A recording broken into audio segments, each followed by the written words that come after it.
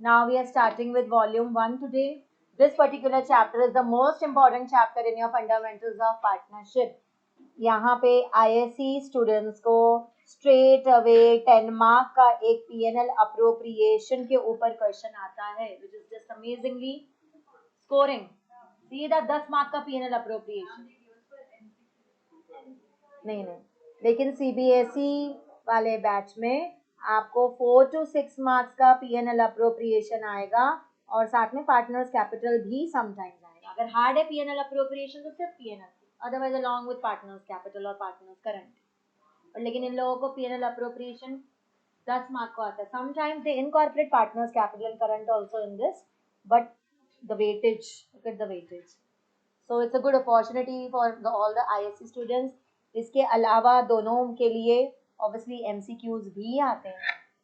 So that's why always say fundament. और यहाँ पे आपको CBSE वाले बच्चों के लिए एक ये भी आता है, past year adjustment. Past year adjustment का क्वेश्चन भी आता है 3 मार्क्स का. ISC में जरूरी नहीं है पास्ट ईयर एडजस्टमेंट आए, कंपल्सरीली जरूरी नहीं है, बट CBSE वालों को तो 3 मार्क का आता ही आता है. So this is how they make up to ultimately near about 10 marks only. Okay, plus MCQs. So this chapter in short carries about 10 to 12 marks in your board exams. So yes, one of the important chapter of volume 1. So in short, volume 1 का chapter 1 सबसे ज़्यादा important है, volume 2 का chapter 1 issue of shares सबसे ज़्यादा important है. So issue of shares and fundamentals of partnership, these two are the most important chapter. इन दोनों chapter के बाद जो sequence है, that is issue of debentures. Issue of debentures पे भी काफी क्वेश्चंस आते हैं, रिडेम्पशन वाले, issue of debentures for other than consideration, other than cash consideration वाले, वो सब भी आते हैं. Okay, but yes, issue of shares and fundamentals of partnership, जब भी आप अकाउंट्स की तैयारी कर रहे हो ये दो चैप्टर पक्के करने ही करने हैं. 20 से 25 मार्क तक स्ट्रेट अवे ये दोनों चैप्टर आ जाते हैं. That much of weightage is good amount. Out of 80 marks दो चैप्टर ही 20-25 मार्क के आना is like a very good weightage, right? Okay, और इशू ऑफ शेयर्स भी इतना हार्ड नहीं है, फंडामेंटल्स भी इतना हार्ड नहीं है. इशू ऑफ शेयर्स एक बार आपने अगर अच्छे से प्रैक्टिस कर लिया तो फिर वो इजी लगने लग जाता है ना? ठीक है, चलो लेट अभी मेन कॉन्सेप्ट पे आते हैं, बाकी बातें बाद में. ये फंडामेंटल्स ऑफ पार्टनरशिप आ कहाँ से रहा है? Coming from your 11th standard basics. In 11th standard for the proprietor, in final accounts, what all did you prepare? Trading account, profit and loss account and balance sheet. याद है सबको? बनाया है सबने ये? अगर ये आपको आता है तो ही ये चैप्टर आपको समझ आएगा, otherwise you not be able to connect it कि चल क्या रहा है एग्जैक्टली यहाँ पे. ओके, तो प्रॉफिट एंड लॉस अकाउंट का जानना बहुत ज्यादा जरूरी है यहाँ. Now when you are now in 12th standard, अब हम फॉर्म के बारे में पढ़ रहे हैं. Now from companies act we are shifting to partnership act. Yes, तो अभी फॉर्म में आपको जब अकाउंटिंग करनी होती है, फाइनल अकाउंट्स जब बनाने होते हैं फॉर्म के, तो ट्रेडिंग अकाउंट बनता है, प्रॉफिट एंड लॉस अकाउंट बनता है, उसके बाद PNL अप्रोप्रिएशन अकाउंट बनता है, पार्टनर्स कैपिटल करंट अकाउंट बनता है, एंड देन बैलेंस शीट बनती है. This is the sequence. लेकिन इस चैप्टर में हम ट्रेडिंग अकाउंट बनाना नहीं सीखने वाले. That you already learn in your 11th standard. Firm का ट्रेडिंग अकाउंट और सोल प्रोप्राइटर का ट्रेडिंग अकाउंट सेम ही रहता है. Okay, also we will be just focusing on 4 items of PNL account. हम पूरा का पूरा जो 11th स्टैंडर्ड में PNL अकाउंट बनाते थे वो नहीं पढ़ने वाले वापस से, लेकिन 4 एडिशनल आइटम पढ़ने वाले हैं which is related to firm, which was not related to the proprietor. फिर ऑब्वियसली यहाँ पे 4 आइटम और पढ़ने वाले हैं जो कि हमें स्पेसिफिकली PNL अप्रोप्रिएशन के थ्रू ही रूट करना होता है, PNL के थ्रू रूट नहीं कर सकते. तो जब अभी फॉर्मेट पढ़ेंगे तो आपको समझ आ जाएगा. एंड देन PNL का जो प्रॉफिट है वो जाता है PNL अप्रोप्रिएशन में, PNL का जो प्रॉफिट है वो जाता है पार्टनर्स कैपिटल में या करंट में, और पार्टनर्स कैपिटल और करंट का जो बैलेंस है वो जाता है बैलेंस शीट में. This is one after the other. ये सब लेजर्स है. इस चैप्टर में मेनली लेजर भी मेनली तो लेजर ही आता है. Sometimes they can ask you journal, तो हम लेजर से जर्नल में कन्वर्जन भी सीख लेंगे. I'll be teaching you ledger first because ledger is more easy in this particular chapter then journal entries. उल्टा पढ़ते हैं वॉल्यूम 1 को. वॉल्यूम 1 में हम लेजर पहले पढ़ते हैं, बाद में जर्नल में कन्वर्ट कर देते हैं. वॉल्यूम 2 में हम जर्नल एंट्रीज पढ़ते हैं, क्योंकि जर्नल एंट्रीज ही पूछे जाते हैं. इशू ऑफ शेयर्स और इशू ऑफ डिबेंचर्स में थोड़े ना वो आपको लेजर पूछने वाले हैं. That is completely journal entries. Clear? अब ये कैपिटल अकाउंट कब बनाना है, करंट अकाउंट कब बनाना है, दोनों कब कब बनाने हैं, वो हमें आज सब कॉन्सेप्ट सीखने हैं. यस, सबसे पहले write down profit and loss account. Profit and loss account. Profit and loss account में कौन सी 4 आइटम है जिसकी अभी हम 12th स्टैंडर्ड में बात कर रहे हैं, which was not there in 11th standard.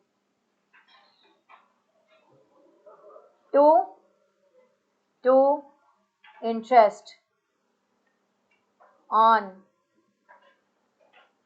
Capital और I am so sorry two interest on loan. अच्छा सुनिए, मैंने थ्योरी नहीं कवर अप करी है.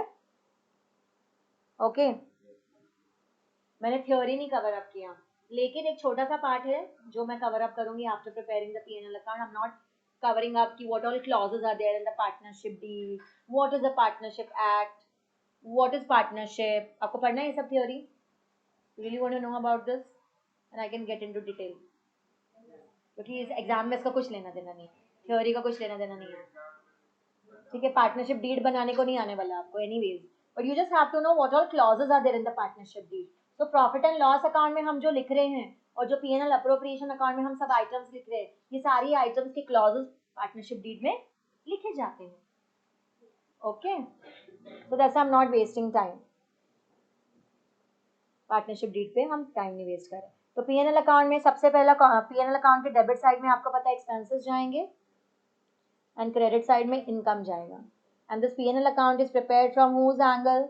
It is prepared from firm's angle. Okay, now let's talk about interest on loan in detail. Okay, interest on loan. Okay, यहाँ पे लिख दो जाके बाय इंटरेस्ट ऑन लोन. तो फॉर्म के लिए कब एक्सपेंस होता है, फॉर्म के लिए कब इनकम बनेगा आपका? Interest on loan. Yes, let me explain this to you. Interest on loan can be an expense for the firm. Interest on loan can also be income for the firm. और चाहे वो expense हो चाहे वो income हो, this is a P&L item, this is not a P&L appropriation item. याद है? Yes Nigel, याद है? ओके, सो एग्जैक्टली अब यहाँ पे हो क्या रहा है? पार्टनर है और फर्म है. Yes, partner has given loan to the firm and in return firm is paying interest on loan to the partner. So when firm pays interest on loan to the partner, it's an expense for the firm.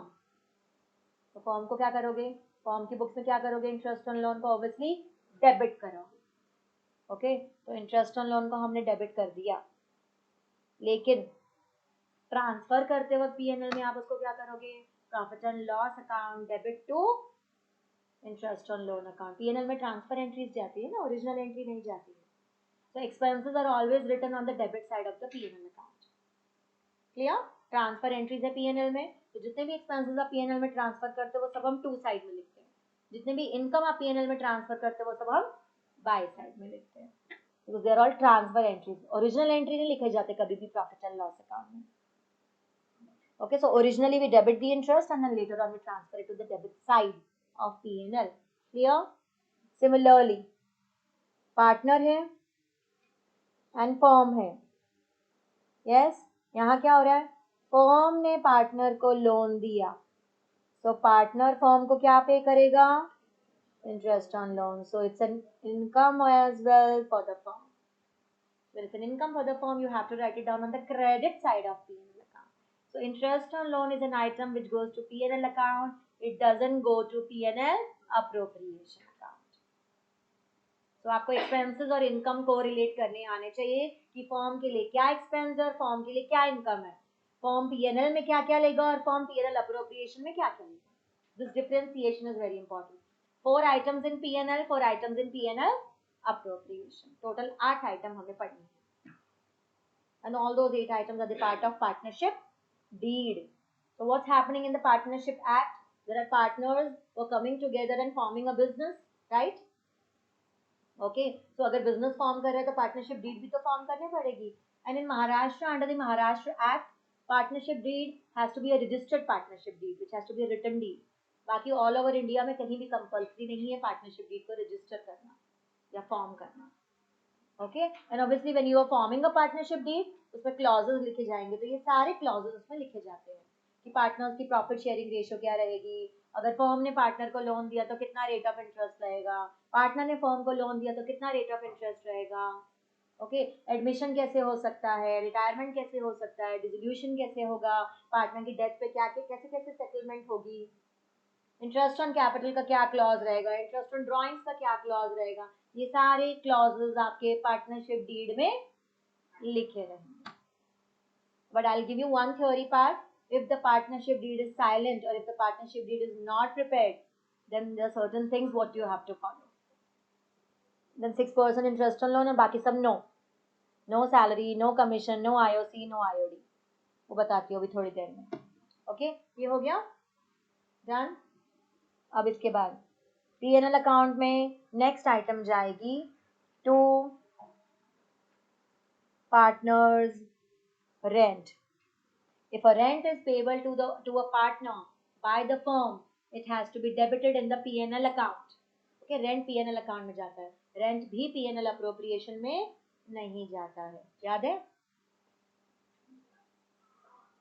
Some of you have already done this chapter with me, and some of you have done this chapter in school also, and some of you have not done it at all also.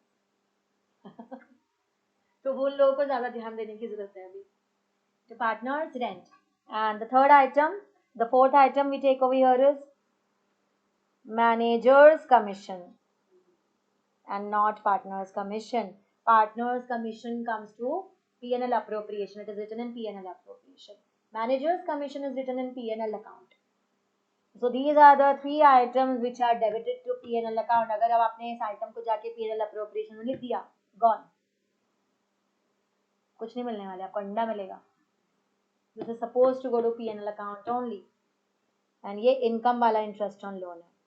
अब आपको मैं एक और चीज बता दूं. As per the Partnership Act, if the interest on loan, income वाला जो interest on loan है, अगर ये क्वेश्चन में नहीं दिया हुआ इसका रेट ऑफ इंटरेस्ट, तो आप इसको अज्यूम नहीं कर सकते कि क्या रेट ऑफ इंटरेस्ट है. ओके, यहाँ पे लिखिए rate of interest is not given by act. Rate of interest is not given by the act. Income वाले इंटरेस्ट ऑन लोन के बारे में अगर कुछ नहीं दिया तो आप उसको अपनी मर्जी से नहीं लोगे. But if it is given to you in the question that the partner has advanced loan to the firm, so by default firm को partner को interest on loan देना पड़ेगा at 6% per annum, which is given by the Partnership Act. Okay, यहाँ लिख लीजिए ये वाला जो interest on loan है ये 6% है because the act says so. If it is not mentioned in the question about this interest on loan, expense वाला interest on loan, then you can take it to be 6%. But if the rate is not given for income वाला interest on loan, then you will not take anything. 0%. अपनी मर्जी से आप income वाला income आप okay, prudence का rule. Prudence में आपने क्या पढ़ा था 11th standard में? You have to record all the anticipated losses, but you cannot record anticipated profits. तो प्रॉफिट में कैसे रिकॉर्ड कर लूँ? एक्सपेंस तो रिकॉर्ड कर ही सकती हो, लॉसेस तो रिकॉर्ड कर ही सकते हो. सो 6% पे आप एक्सपेंसेस को रिकॉर्ड कर सकते हो, बट इनकम को नहीं रिकॉर्ड करोगे अपनी मर्जी से. So this is the rule given by the act and we have to follow. Okay, अब अकाउंटिंग करते वक्त we have to follow the partnership act.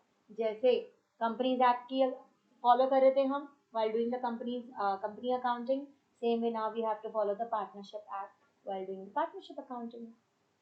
So accounting and the legal act goes hand in hand. We cannot ignore the act. Law के साथ, law के हिसाब से accounting होती है. आप अपनी मर्जी से अकाउंटिंग एंट्री जरूर बना सकते हो डेबिट क्रेडिट, लेकिन वो जो अमाउंट डिराइव होंगे that is as per the law. Law क्या बोलता है उसके हिसाब से ही आप अमाउंट्स डिराइव करोगे। क्लियर? अब पीएनएल अकाउंट में जब हम ये 3 आइटम को डेबिट कर देंगे और ये एक आइटम को क्रेडिट कर देंगे, इसके बाद हमें क्या मिलेगा? पीएनएल में क्या मिलता है? ग्रॉस प्रॉफिट की नेट प्रॉफिट। तो बैलेंसिंग फिगर जब हमें यहाँ आती थी तो हमें क्या मिलता था? 2 नेट प्रॉफिट। और अगर बैलेंसिंग फिगर हमें बाय में आती थी, क्रेडिट साइड में आती थी, तो हमें क्या मिलता था?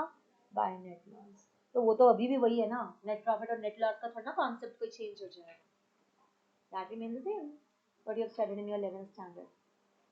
लेकिन अब इस नेट प्रॉफिट को हम क्या बोलते हैं? इसको कुछ बोलते भी हैं, इसको एक सेंटेंस है, this is profit after interest on loan, rent and managers commission. क्यों हम इसको आफ्टर बोल रहे हैं? क्योंकि आप पीएनएल अकाउंट में उसको डेबिट कर चुके हो। जब आपने पीएनएल अकाउंट में उसको डेबिट कर दिया तो आपने नेट प्रॉफिट को रिड्यूस कर दिया। जब आपने नेट प्रॉफिट को रिड्यूस कर दिया तो आप उसको क्या बोलोगे? Profit after. अगर आप नेट प्रॉफिट रिड्यूस नहीं करते थे तो आप उसको क्या बोलते थे? Profit before. So this is the concept. So this is your profit after interest on loan, rent and manager's commission. Understood? But trust me, volume 1 is going to be much more easier than volume 2.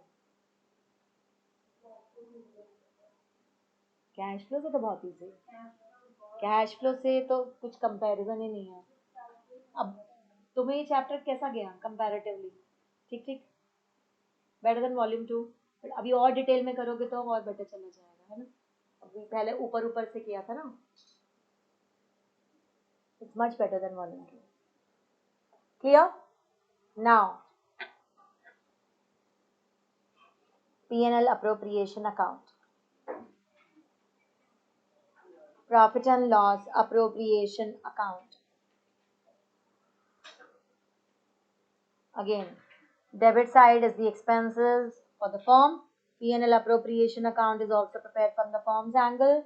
Debit side expenses, credit side income. क्या क्या आता है debit side में? चलो debit की बाद में बात करते हैं। सबसे पहले तो जो ये प्रॉफिट आपने कैलकुलेट किया, आप ये ट्रांसफर करेंगे। ये जो प्रॉफिट लिया है आपने, this profit should come here bye P&L account. P&L appropriation में क्या लिखोगे? Bye P&L। वहां पे 2 नेट प्रॉफिट है तो यहाँ पे बाय P&L, ऑपोजिट साइड पे ट्रांसफर हो जाएगा प्रॉफिट। जैसे ग्रॉस प्रॉफिट हम ऑपोजिट साइड पे ट्रांसफर करते थे, ऐसे नेट प्रॉफिट भी ऑपोजिट साइड पे ट्रांसफर होगा। तो right on by P&L। Bracket में क्या लिखोगे? Net profit after P&L items और after adjustments, after the adjustments of P&L। P&L की आइटम को मुझे प्लस माइनस करके ही ये नेट प्रॉफिट लेना होगा। अब एक यहाँ पे और शॉर्टकट है, आपको हर क्वेश्चन में प्रॉफिट एंड लॉस अकाउंट बनाने की जरूरत नहीं है। हमें पता चल गया ना एक बार कि P&L में कौन कौन सी आइटम जाती हैं, तो आप उसको एड लेस करके यहाँ पे भी करेक्टेड प्रॉफिट्स निकाल सकते हो। अब वो कैसे निकालते हो देखो। सपोज आपको क्वेश्चन में दे दिया है profit before rent and managers commission. Before मतलब उस प्रॉफिट में से रेंट और मैनेजर्स कमीशन माइनस नहीं किया हुआ। आपने P&L में 2 रेंट और 2 मैनेजर्स कमीशन नहीं लिखा है, तो अब मुझे क्या करना पड़ेगा? प्रॉफिट को सब्ट्रैक्ट करना पड़ेगा। So I will have to minus rent, I'll have to subtract manager's commission in order to get the corrected profit, and this is allowed to be done in the P&L appropriation itself. You need not prepare P&L account every time. Okay? Clear है ये concept? अगर आपको confusion लगता है यहाँ plus minus में तो आप P&L बनाओ रफ में। अगर कंफ्यूजन नहीं लगता तो फिर P&L अकाउंट बनाने की जरूरत नहीं है। तो वो टोटली आपके ऊपर है कि आपको profit and loss account rough में बना के करना है या विदाउट P&L अकाउंट करना है। ठीक है, तो ये जो भी बिफोर होगा वो माइनस हो जाएंगे। तो यहाँ क्या क्या माइनस करेंगे? Minus rent, minus managers commission, minus interest on loan expense वाला। लेकिन इनकम वाला इंटरेस्ट ऑन लोन क्या होगा? ऐड होगा, इनकम वाला interest on loan will be added.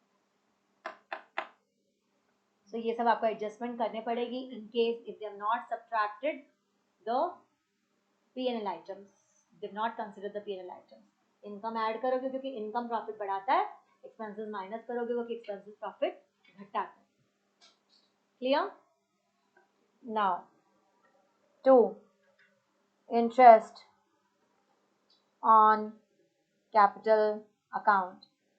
तो जो भी पार्टनर्स को दे रहे हो, सपोज ए और बी पार्टनर है तो ए और बी में चला जाएगा interest on capital. Then 2 salary account, 2 commission account. तो ये जो कमीशन है ये हम पार्टनर्स कमीशन की बात कर रहे हैं, we are not talking about managers commission. Managers commission is taken in P&L account, partners commission is considered in P&L appropriation account. ओके, ये फॉर्मेट एक बार आपको समझ आ गया तो आधा आपका चैप्टर सॉर्टेड है, and this format is much easier than what you have been studying earlier. Okay,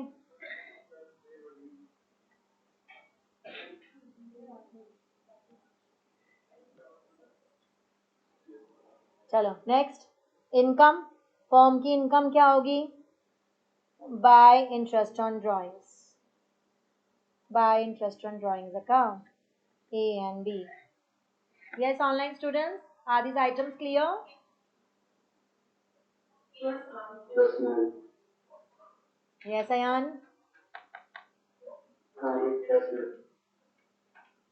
क्या बोल रहे हैं? मुझे भी नहीं समझ आया। आयान नहीं समझ आया।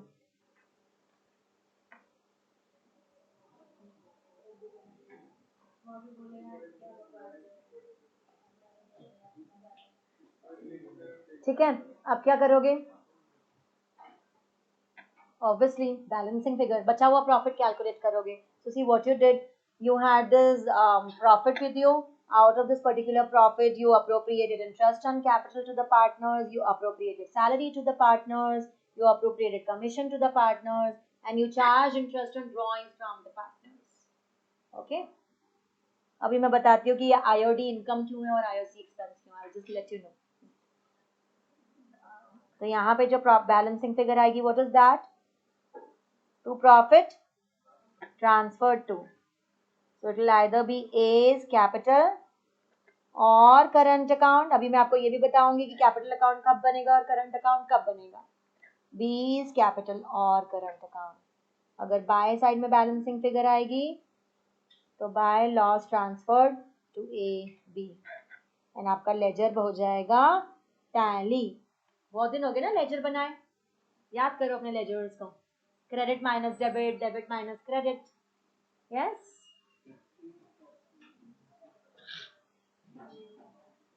डन।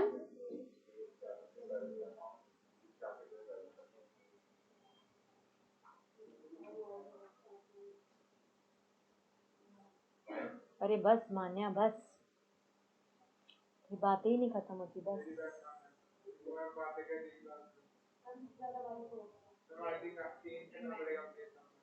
तुम दोनों का ही चेंज कर दूंगी, चुप बैठोगे। चलो हो गया। अब मुझे बताओ कि हमने इंटरेस्ट ऑन कैपिटल को डेबिट साइड में क्यों लिखा है और इंटरेस्ट ऑन ड्राइंग्स को क्रेडिट साइड में क्यों लिखा है? बताओ बताओ, कौन बताएगा?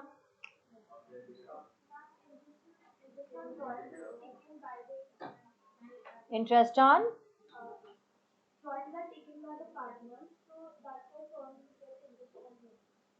interest on drawing, firm will charge from them, and interest on capital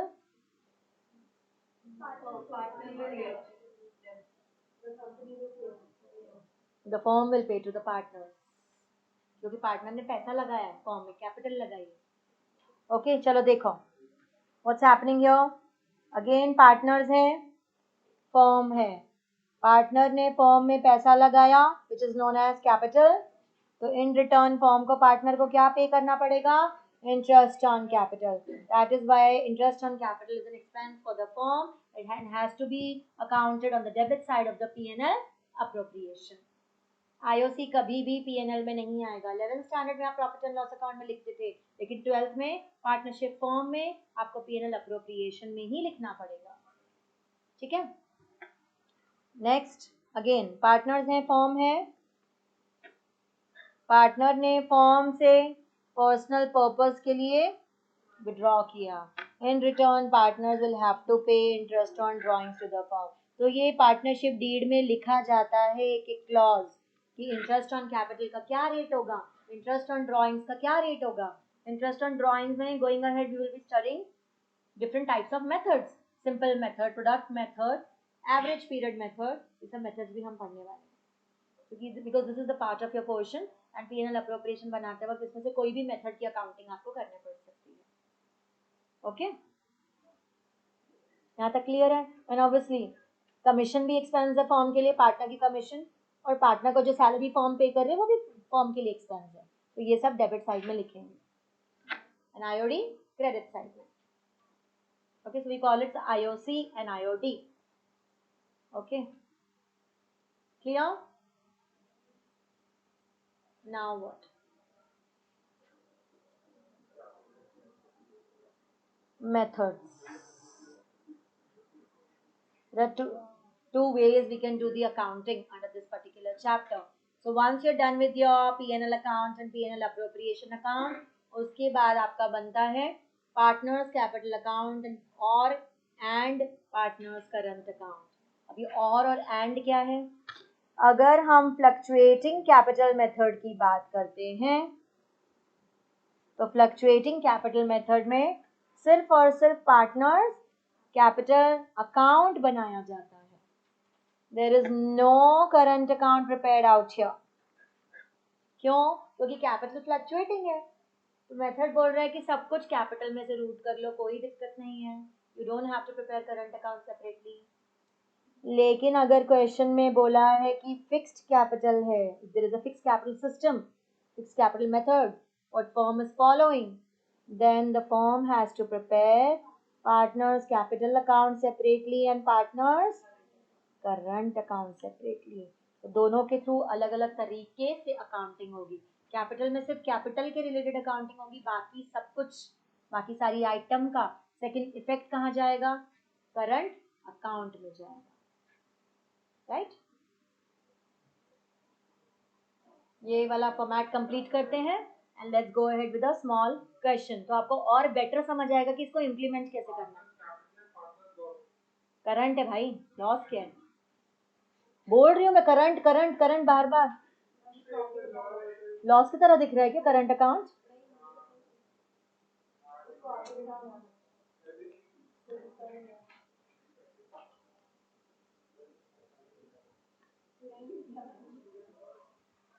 तो चश्मा पहन के आना फिर। वो बोलेगा कुएं में कूद जा, तो कूद जाना, है ना? पुरानी कहावत, yes, you must have heard it in school. हमारे टीचर्स ऐसे बोलती थी, वो कुएं में कूदेगा तो तुम भी जाके कुएं में कूद जाना। मम्मी भी बोलती है, स्कूल में टीचर्स भी बोलते थे। So that is how it is. Clear? चलो फिर हेडिंग दो, फिक्स्ड कैपिटल मेथड। पहले फिक्स्ड कैपिटल मेथड सीखेंगे। Okay, fixed capital method, fixed capital method. Partners, मुझे बातें नहीं चाहिए। चलो, partners capital account, obviously partners capital account में आपको वेरियस कॉलम्स बनाने पड़ेंगे, जितने पार्टनर्स बिजनेस में होंगे उतने ही कॉलम बनेंगे। अभी हमने क्या अज्यूम किया था पीएनएल अप्रोप्रिएशन बनाते वक्त? ओनली ए एंड बी, तो अभी हम दो दो कॉलम बना रहे हैं। ओके, चलो, 2 columns, A and B, A and B।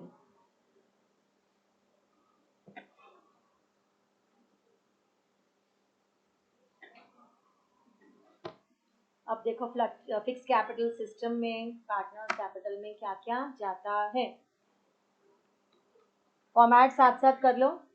और देव्यांग और रतुल और अर्जुन, तुम लोगों को इतने वंडरफुल मार्क्स आते ना, मैं क्या ही बताऊं टेस्ट में, इतने ब्रिलियंट हो गए हो ना तुम लोग। क्लास में बस हर वक्त मस्ती करनी है, हर वक्त मस्ती। ठीक है, चलो फिक्स कैपिटल मेथड में पार्टनर्स कैपिटल अकाउंट बनाना है। यस, तो पार्टनर्स कैपिटल में सबसे पहले आएगा by balance brought down. So this is known as opening balance. Why are we writing down this balance on the credit side? Very good. क्योंकि ये liability है. Capital is a liability and liabilities always have opening balance on the credit side. याद है ना basics 11th standard के, वो याद रखने हैं, भूलने नहीं है कभी भी। एंड यहाँ पे जो आपका क्लोजिंग बैलेंस आएगा that will come as to balance carried down. लेकिन अगर किसी भी पार्टनर की लायबिलिटी कैपिटल नेगेटिव दे रखी होगी क्वेश्चन में, तो वो कहाँ जाएगा? To balance brought down negative capital. They tend to give you the negative capital so that you make mistake in calculating interest on capital. Negative capital पे interest on capital नहीं आता है. Okay, so sometimes they can give you negative capital. Actually, practically देखो तो capital कभी negative नहीं होती है जब तक firm losses में ना जाए. Okay, अगर firm losses में जा रही तो ही capital negative में जा सकती है. Otherwise capital negative नहीं होती. Capital जैसी negative होगी, you will bring in more money, more working capital to make it positive. है ना, तो कैपिटल नेगेटिव यूजुअली नहीं होती, बट कभी कभी वो लोग आपको क्वेश्चन की फ्रेमिंग में नेगेटिव कैपिटल दे देते हैं। अगर नेगेटिव कैपिटल दे दिया तो कंफ्यूज नहीं होना है, you write it down on the opposite side which is to balance brought down. Understood. अब यहाँ पे और क्या आएगा? अगर पार्टनर एडिशनल कैपिटल लेके आ रहा है तो bye cash bank. What is it? Additional capital. और अगर पार्टनर परमानेंटली पैसा विड्रॉ कर रहा है then to cash bank. This is not drawings, this is permanent withdrawal. There is a difference between permanent withdrawal and drawings. Drawings are done for the personal purpose. Permanent withdrawal is done in order to reduce the capital. Okay, मतलब it's like आपके पास यहाँ पे opening capital में balance पड़ा 2 लाख रुपए, okay और मेरी capital reduce हो गई है 1.5 लाख रुपए पे। So when there is a reduction in the capital, so if I want to reduce the capital from 2 lakh to 1,50,000 I need to withdraw 50,000। मतलब एक्स्ट्रा पैसा आप विड्रॉ कर लोगे क्योंकि आपने कैपिटल को कम कर दिया, कैपिटल कम हो जाएगी तो एक्स्ट्रा पैसा, सरप्लस पैसा विड्रॉ कर लोगे। So to cash back. On the contrary, if over here it's given 3 lakh rupees for B और यहाँ पे बी की कैपिटल होगी 6 लाख रुपए, तो बी को कितना पैसा लाना पड़ेगा? और 3 लाख और लेके आना पड़ेगा in order to make it up to 6 lakh. So sometimes you might have to withdraw to reduce your capital. Sometimes you might have to bring in more capital in order to increase the capital. So this is how your partner's capital account will work here. That's it. जब भी आप fix capital method में accounting कर रहे हो, partners capital में सिर्फ इतनी ही आइटम आती है, इतना ही आएगा बस, that's it. Because for the other items we are preparing partners current account.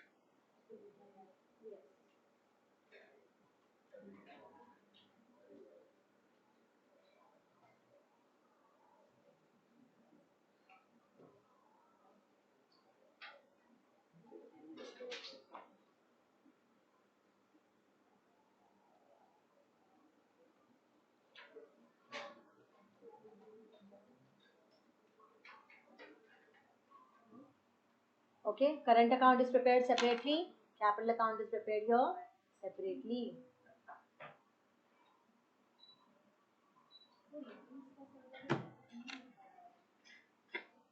सबसे पहले again opening balance. Yes, so current account में अगर नेगेटिव डेबिट बैलेंस है, नेगेटिव बैलेंस है, so on the debit side. If there is a credit balance in current account, then obviously you write it down on the credit side. This point is clear. Opening balance सबसे पहले लिखना है laser में. Without opening balances, ledgers are incomplete. Current account can have debit balance and credit balance. इसके बाद current account में क्या क्या जाएगा?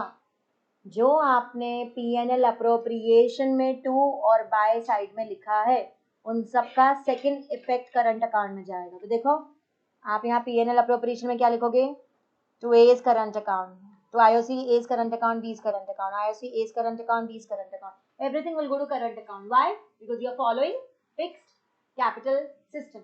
जब fixed capital system आता है तो सब कुछ करंट में जाता है, कैपिटल में कुछ भी नहीं जाएगा except for the buy cash bank to cash bank. So ये सब आइटम्स का सेकेंड इफेक्ट आपको कहाँ लेना है, inclusive of profit, current account में। तो अगर P&L अप्रोप्रिएशन में हमने टू साइड में लिखा है ना, पार्टनर में टू पार्टनर्स में ट्रांसफर कर रहे हैं, तो पार्टनर्स करंट अकाउंट में कहाँ जाएगा, बाय साइड, रिवर्सल साइड। तभी तो double entry book keeping system के हिसाब से होगा ना सब कुछ। So by interest on capital, by salary, by partners commission, by P&L appropriation, which is the profit. Got it? यहाँ तक क्लियर है सबको? अब P&L अप्रोप्रिएशन में बाय साइड में क्या लिखा है आपने, इंटरेस्ट ऑन ड्रॉइंग्स। तो इंटरेस्ट ऑन ड्रॉइंग्स का सेकेंड इफेक्ट कहाँ जाएगा, करंट अकाउंट में टू साइड में, उल्टा ऑपोजिट साइड। लेकिन टू इंटरेस्ट ऑन ड्रॉइंग्स लिखने से पहले आपको लिखना पड़ेगा to drawings. Okay, so to drawings, and on this drawings you'll write down to interest on drawings.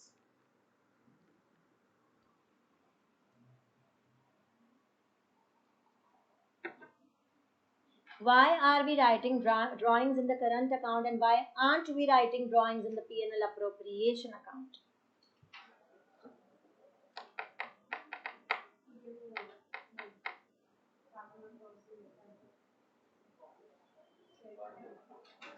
चलो आपको एक लॉजिक बताती हूँ।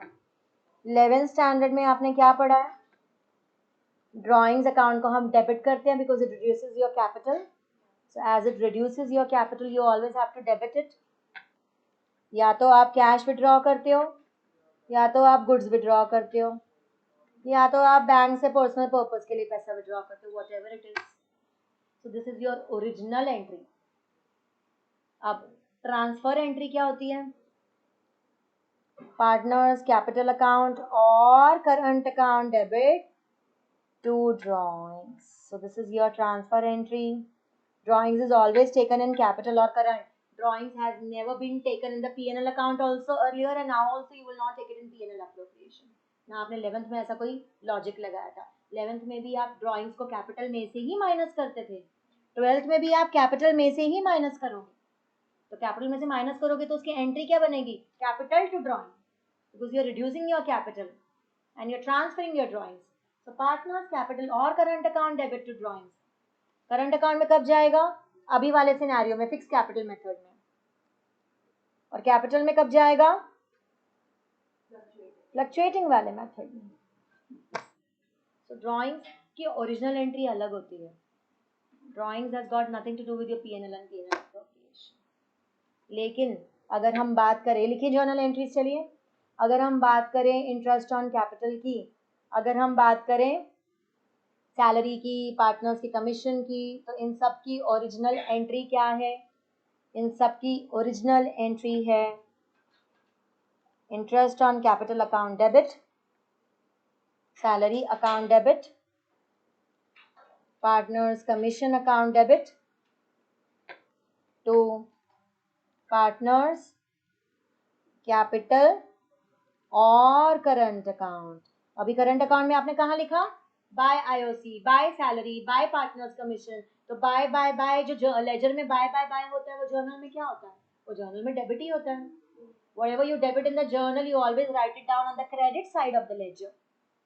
So जो आपने यहाँ पे करंट अकाउंट में लिखा हुआ है ये सब, that is supposed to be debited in the journal entry. So this is your original entry. Interest on capital to A's current account to B's current account. Salary to A's current account to B's current account. Partners commission to A's current account to B's current account. ये आपकी original journal entry है, ये transfer entry नहीं है। Transfer entry क्या है, P&L appropriation में जो जा रहा है वो ट्रांसफर एंट्री है। जैसे P&L में जो जाता है वो ट्रांसफर एंट्री होती है, ऐसी P&L अप्रोप्रिएशन भी आपकी ट्रांसफर एंट्री है। So you have reversed all of this. कहाँ लिखते हो आप P&L अप्रोप्रिएशन में? To interest on capital, to salary, to partners commission. समझ आया? So this is your original entry and this is your transfer entry. But it is not the case in case of drawings. Drawings की ये original entry है और ये transfer entry है. Drawings work separately. Other expenses and income work separately.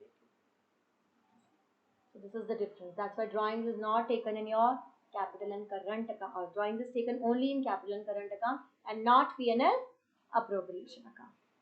आया समझ? Clear है सबको ये? तो अकाउंटिंग में एक एक चीज बहुत लॉजिकली बनी हुई है, कुछ भी एब्सर्ड नहीं है। जाना है तुम दोनों को? सबसे done up till here all of you? Have you all written this? लिखो जल्दी, चलो जर्नल एंट्री लिखो।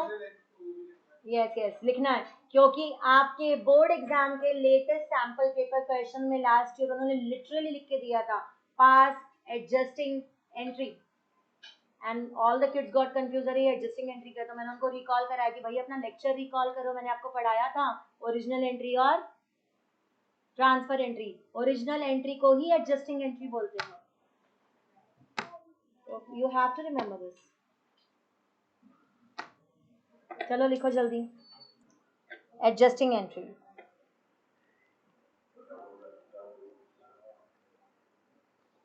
ओके चलो आगे बढ़े।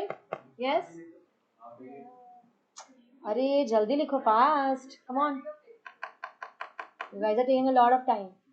No, you can't take a picture, you have to write it down. इतनी देर से लिखा ही नहीं है जर्नल, कब से ये पेज ओपन है? हाइट्स ओके चलो।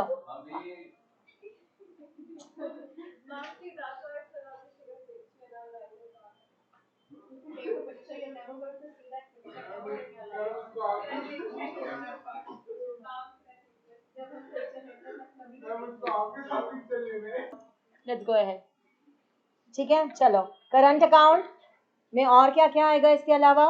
If there is a loss in the P&L appropriation account, then we take it over here to P&L appropriation account loss, and then definitely the balancing figure to balance carried down or by balance carried down.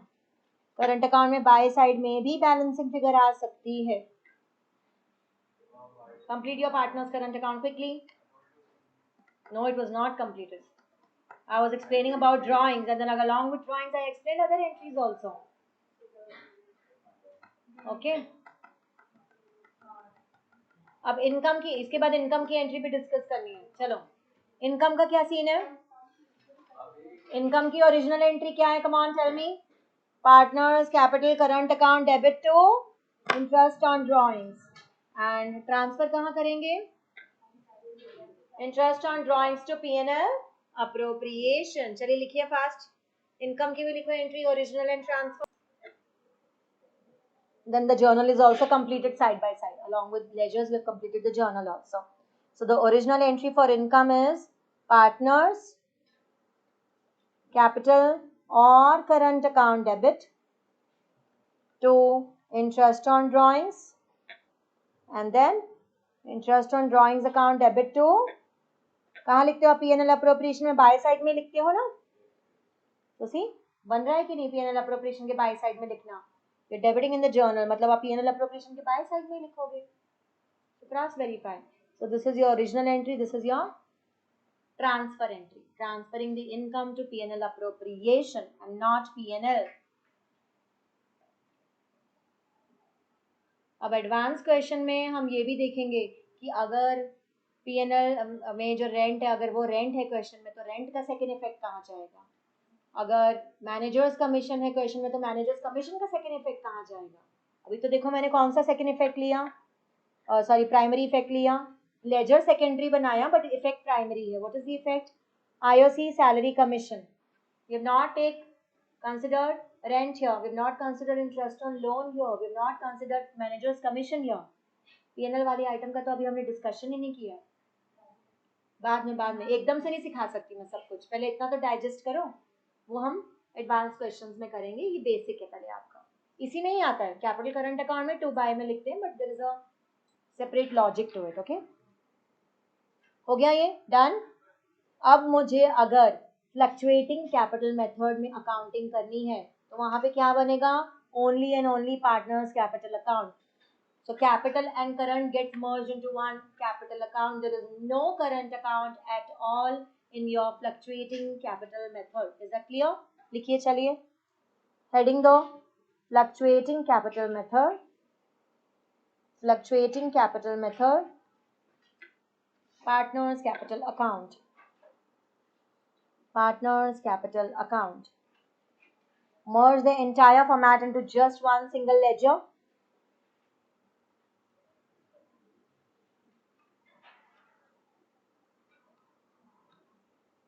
So by balance brought down, or sometimes in exceptional scenario to balance brought down. By interest on capital, by cash bank, by interest on capital, by salary, by partners commission, by P&L appropriation, 2 drawings. अच्छा एक काम करते हैं, पहले permanent withdrawal ले लेते हैं. Let's not forget. To cash bank, permanent withdrawal, 2 drawings, 2 interest on drawings, 2 P&L appropriation if there is a loss. क्या आप देख रहे हो मैंने क्या किया? सिंपली दोनों लेजर्स को बस कंबाइन कर दिया. And there will not be any current account balance out here. You are starting with capital account balance and you are winding up with capital account balances itself. ये format आपको पूरा ध्यान रखना पड़ेगा.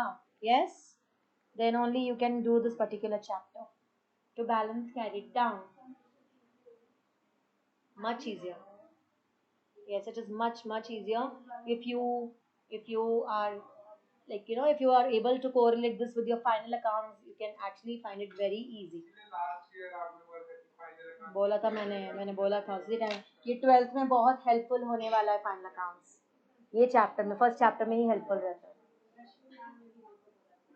नम्रता, फाइनल अकाउंट्स वैसे भी important है because in order to prepare the balance sheet for anyone, balance sheet ही एंड एम है अकाउंटिंग का. वही नहीं आएगा तो फिर अकाउंट्स में सीखा ही क्या?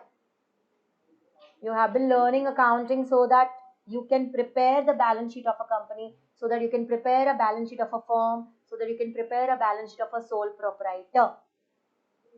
Accounting ends at balance sheet.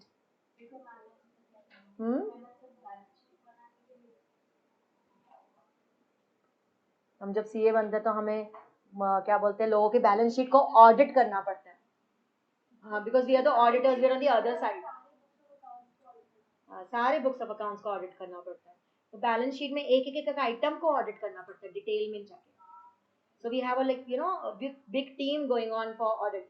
तो फिर काम बांट दिया जाता है कि ये बंदा फिक्स्ड एसेट देखेगा, ये बंदा करंट एसेट देखेगा, ये बंदी करंट लायबिलिटी देखेगी, सेल्स ये देखेगा, परचेज ये देखेगा, इन्वेंट्री ये देखेगा. इन्वेंट्री हमेशा बॉस देखता है. जो सीए बन चुका होता है वो इन्वेंट्री देखता है, क्योंकि inventory is the most critical area, क्योंकि उसमें डिस्क्रिपेंसीज होने के चांसेस बहुत होते हैं. और बाकी जो नीचे के असिस्टेंट मैनेजर होते हैं, जो आर्टिकल्स होते हैं, वो बेचारे बाकी के एरियाज देखते हैं. So that is how it works. सीखने तो मिल रहा है. पैसा क्या है? आर्टिकलशिप में कितना मिलता है? 4-5 हजार रुपए. हाँ, I used to get 5,000 only, but yeah, that was like 15 years back. 15-16 बहुत टाइम. अभी ज़्यादा मिल जाता है. अभी obviously the rates have increased, and if you get into Big 4, definitely the rate is more over there. अच्छी सी firm में काम करे तो मिलता है. ठीक है, डन. ओके, हो गया यहाँ तक. अब क्या? अब क्वेश्चन. एक छोटा सा question, Shiv and Hari illustration 5. Okay, so Shiv and Hari entered into partnership on 1st April 2023, contributing 5 lakh and 2 lakh respectively. पहले क्वेश्चन को समझिए, ये जो 5 lakh and 2 lakh रुपीज है, ये क्या है? ये आपकी ओपनिंग कैपिटल है. Okay, the business has starting with the capital. 1st April को पार्टनर्स कैपिटल कंट्रीब्यूट कर रहे हैं, तो ये बाय बैलेंस ब्रॉट डाउन भी नहीं ले सकते आप. This is like by cash bank directly because this started with this capital. लिखा है ना contributing. Hari also introduced 1 lakh as additional capital on 1 July 2023. तो उसने 1 लाख रुपए साल के बीच में भी डाला है. कब? 1 जुलाई को. सो सी 1 अप्रैल 2023 को हरी और शिव दोनों पार्टनर्स है. हरी ने कितना इंट्रोड्यूस किया पैसा? 2 लाख. और शिव ने कितना इंट्रोड्यूस किया? 5 लाख. इसके बाद 1 जुलाई 2023 को हरी ने 1 लाख रुपए और इंट्रोड्यूस किया. Understood? They agreed to share profits and losses in the ratio of 3:2. उनकी existing profit sharing ratio कितनी है? 3:2. How do you read the ratios? 3/5, 2/5. Maths पढ़ते हो है ना? तो 3:2 को कैसे रीड करेंगे? 3 by total, 2 by total. 3/5, 2/5. Okay. Following information is provided regarding the partnership. Okay, तो partnership deed में कुछ clauses लिखे हुए हैं. क्या क्या clauses लिखे हैं partnership deed में? कि शिव और हरी को दोनों को हमें 5,000 पर क्वार्टर सैलरी अलाउ करनी है. बताइए कितनी सैलरी अलाउ करेंगे दोनों को? 5,000 into 4, 20,000 each. उसके बाद दोनों को IOC भी अलाउ करना है और दोनों से IOD भी चार्ज करना है. IOC is always allowed because it's an expense for the firm. IOD is always charged because it's an income for the firm. तो IOC जब आप कैलकुलेट करेंगे तो आपको ये पूरा सिनेरियो ध्यान रखना पड़ेगा. जैसे आप डिबेंचर्स में इंटरेस्ट कैलकुलेट करते हो, बीच में इशू कर दिया या रिडम्पशन कर दिया, consider that period. Same thing, you have to consider the period over here from 1st April to 1st July. Hari's capital is 2 lakh. But from 1st July to 31st March, Hari's capital is now 3 lakh. Capital is changing. लेकिन शिव की तो पूरे साल भर की आप 5 लाख ले सकते हो. चलो, हरी का आपको ब्रेक करना पड़ेगा. 2 लाख पे कितना IOC आएगा हरी का? अप्रैल मई जून 3 महीने का अलग कैलकुलेट करो. फिर 3 लाख पे 8% का 9 मंथ्स के हिसाब से कैलकुलेट करो. बिकॉज 1 जुलाई को उसने एडिशनल कैपिटल इंट्रोड्यूस करी है which will impact your interest on capital. Yes ना, आई क्लियर? और शिव के केस में तो सीधा सीधा 5 लाख पे कैलकुलेट कर दो. 5 लाख इंटू 8%, दैट्स इट. पूरा का पूरा 40,000 रुपए. सो शिव के लिए 40,000 एंड हरी के लिए टोटल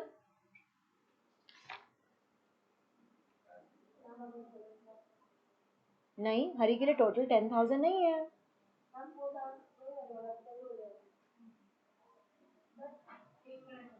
हरी के लिए IOC कितना है?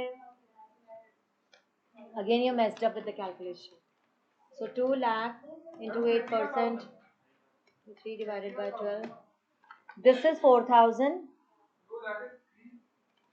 3 lakh into 8% into 9 divided. Exactly, this one is 18,000. So total is 22,000 and not 21,000 and not 4,000. It's 22. ठीक है, तो हम बस कैलकुलेशंस करके रख रहे ताकि फटाफट फॉर्मेट बनाएंगे, उसमें 2 by 2 by 2 by लिख देंगे जाके. ओके, चलो IOD कितना होगा? IOD किस पे लोगे?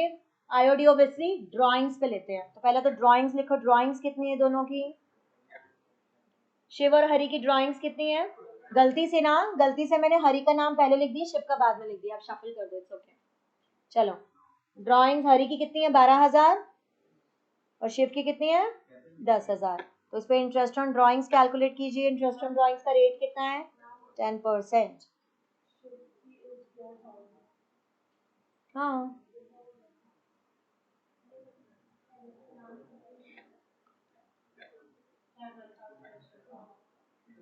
ठीक है, चलो. So 10,000 pay 10%. Okay, let me tell you something. Whenever the date of drawings is not mentioned in the question in this particular chapter, we assume to take drawings at the rate for 6 months. You can say average period हम यहाँ पे 6 months consider करते हैं. So whenever date of drawing is not given, you will take it as 6 months. Yes. Average period will be 6 months because date of drawing is not given. That is the reason. Assume it to be 6 months and calculate कितना आएगा. 10,000 पे 10% होता है 1,000, तो आधा 500. 12,000 पे 10% होता है 1,200, तो आधा 600. हाफ हाफ कर दो ना स्ट्रेट अवे. 10% जितना आता है उसका straight away half half. Yes, 500 and 600. That's it. And now the starting point of P&L appropriation is the profit from P&L. कितना profit दे रखा है? Profit as on 31st March 2024. Before all the above adjustment was 1,96,000. Now you tell me, क्या मुझे profit before salary, before IOC और before IOD चाहिए? Yes. P&L appropriation की item का profit हमेशा बिफोर ही होता है क्योंकि P&L appropriation में आप लिखोगे अभी to salary to IOC and by IOD, अभी लिखा नहीं है, तो ये वाला प्रॉफिट मुझे बिफोर ही चाहिए. बट अगर आपको क्वेश्चन में दिया होता, suppose over here in these items they would have given you rent, in these items they would have given you interest on loan, in these items they would have given you managers commission, और फिर बोलते profit before above adjustments, तो ये वाली item का profit before नहीं हो सकता, ये वाली आइटम का प्रॉफिट आफ्टर चाहिए. P&L वाली आइटम का प्रॉफिट आफ्टर चाहिए, P&L अप्रोप्रिएशन वाली आइटम का प्रॉफिट बिफोर चाहिए. तो ये जो आपका फॉर्मेट है इसमें जाके लिखिए, write down this profit. Okay, ये जो प्रॉफिट है आपका, this profit is profit after P&L items but before P&L appropriation items. तो मुझे P&L appropriation की आइटम का बिफोर वाला प्रॉफिट ही चाहिए. We want profit before salary, we want profit before interest on capital, we want profit before IOD, we want profit before partners commission. हाँ, लेकिन P&L appropriation का before वाला चाहिए, P&L का आफ्टर वाला चाहिए. तो इस क्वेश्चन में P&L की आइटम ही नहीं है, तो उसके बारे में सोचना ही नहीं है अपने को. P&L अप्रोप्रिएशन की ही आइटम्स है और हमें P&L अप्रोप्रिएशन में तो बिफोर वाला ही चाहिए होता है. So that is rightly given to you 1,96,000. You will not make any changes to 1,96,000.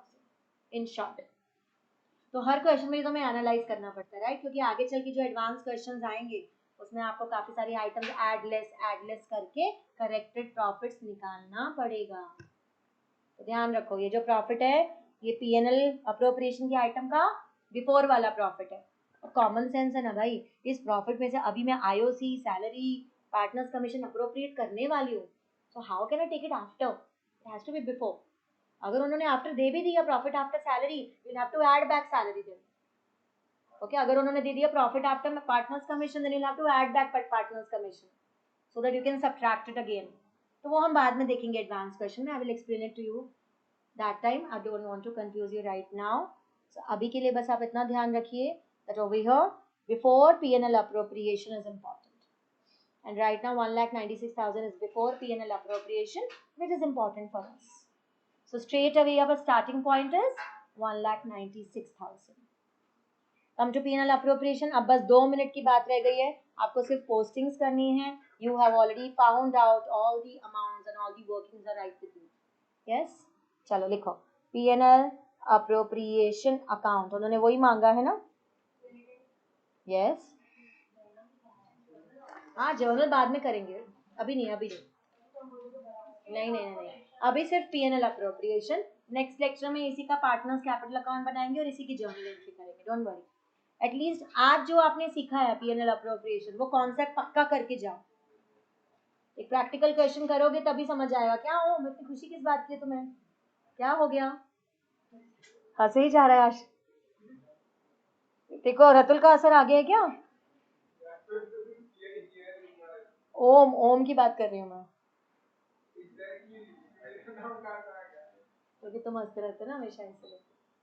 चलिए okay, P&L appropriation account, starting point is what? By profit and loss account. So this is profit before P&L appropriation. So you take it as it is, 1,96,000. You don't have to correct 1,96,000. You will not make any changes in 1,96,000. Yes, Aili and Ayan, is this clear? 1,96,000 लेंगे आप यहाँ पे? Yes, ma'am. Yes, ma'am. अब इसके बाद क्या करना है? यस जो हमने आइटम्स डिसाइड करी थी फॉर्मेट के हिसाब से, एक्सपेंसेस एंड इनकम कंसिडर कर लीजिए फटाफट. To interest on capital account.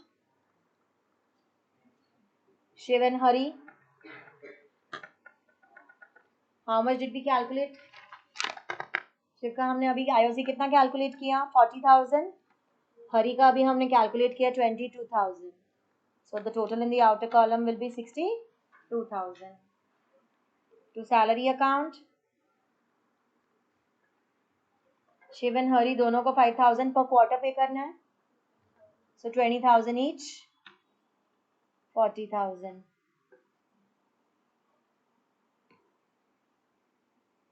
So this is similar to what you have been doing in your profit and loss account. Okay, then that's it. ये दो ही आइटम है.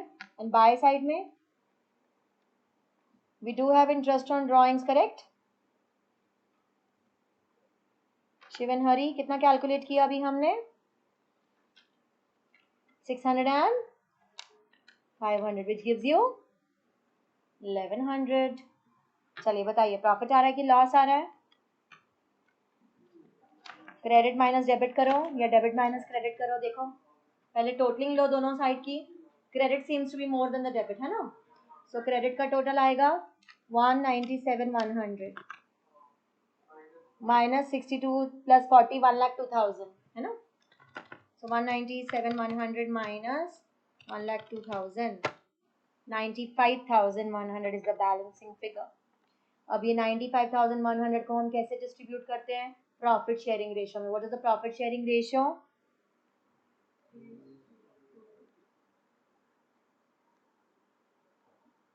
Okay, हर जगह आपको capital current लिखने की जरूरत नहीं है, लेकिन जो फाइनल प्रॉफिट आप लेते हो वहां आपको लिखने की जरूरत है. अब मुझे ये बताइए कि इस क्वेश्चन में क्या आपको करंट अकाउंट बनाने की जरूरत है? Anywhere in the entire question it is mention to you fixed capital? No. So when they don't mention fixed capital, you assume it to be fluctuating capital. And under fluctuating capital, only and only capital account is prepared. Current account is not prepared. तो यहाँ पे आप क्या लिखोगे? Shiv's capital account and Hari's capital account. और 95,100 को आप profit sharing ratio में डिस्ट्रीब्यूट करोगे. कितना है profit sharing ratio? So 95,100 into 3 divided by 5.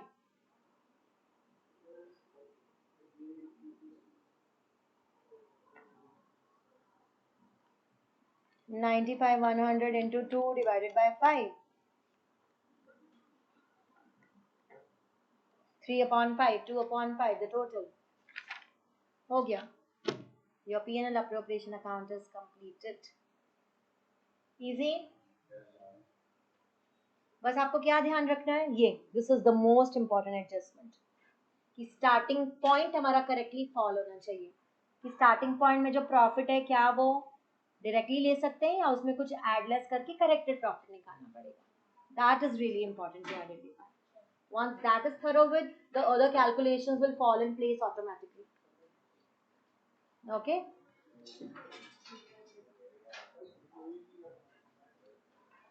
इसका पार्टनर्स कैपिटल और इसकी जर्नल एंट्री नेक्स्ट टाइम करते हैं. ओके?